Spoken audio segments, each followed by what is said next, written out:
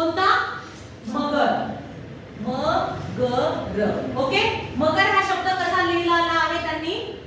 357. म्हणजे म ला त्यांनी 3 म्हटलं, ग ला किती म्हटलं? 5 म्हटलं आणि र ला काय म्हटलेलं आहे? 7. मगर हा शब्द 357 असा त्यांनी दिलाय. तर गरम हा शब्द कसा लिहाल?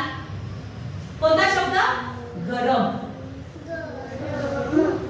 तुम्हाला काय करायचंय? त्या शब्दाला ज्या संख्या दिलेल्या आहेत किंवा जे चिन्ह दिलेलं आहे त्याचा विचार करायचा. म चं चिन्ह काय आहे? संख्या कोणती आहे?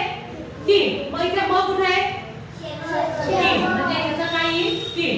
र ला काय आहे? 7. र ला काय आहे? 7. म्हणजे र चं 7 आणि ग चं काय आहे? 5. म्हणजे ही संख्या कोणती तयार झाली? 573. मग सांगा बरं ऑप्शन मध्ये 573 किती नंबरला आहे? आहे का?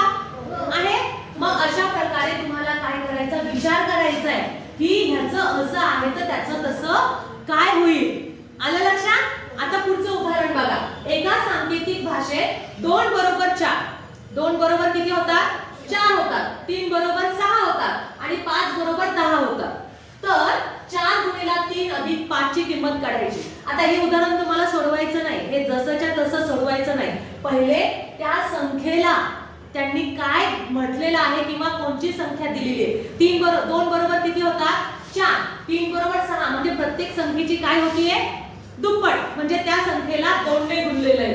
3 गुणिले 2 किती होतात? 6. 2 गुणिले 2 किती होतात? 4. 4 गुणिले 2 किती होतात? 8. 5 गुणिले 2 किती होतात? 10. 6 गुणिले 2 किती होतील? 12. बरोबर आहे. मग आता आपल्याला संख्या बसवायची.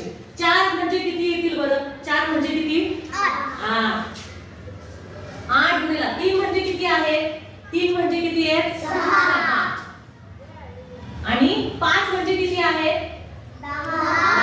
आणि आता हे उदाहरण आपल्याला सोडवायचं आहे. आता हे उदाहरण सोडवायचं. मग अशा प्रकारचे जर तुम्हाला उदाहरणं आले तर सर्वात अगोदर गुणाकार किंवा भागाकार करतात. मग पहिले आपण गुणाकार करू. 8 सह 48. 8 सह 48 अधिक 10. 48 मध्ये 10 मिळवले किती येतात? 58. 48 मध्ये 10 मिळवले किती येतात? 58. मग सांगा बरं ऑप्शन मध्ये 58 आहेत का? किती नंबरला आहे? 3 नंबरला. किती नंबरला आहे? 3 नंबरला. आणि मग तुम्ही गोल 3 नंबरला करा. अशा प्रकारे पहिले उदाहरण त्याच्यामध्ये बसवायचं आणि मग ते उदाहरण सोडवायचं. ठीक आहे?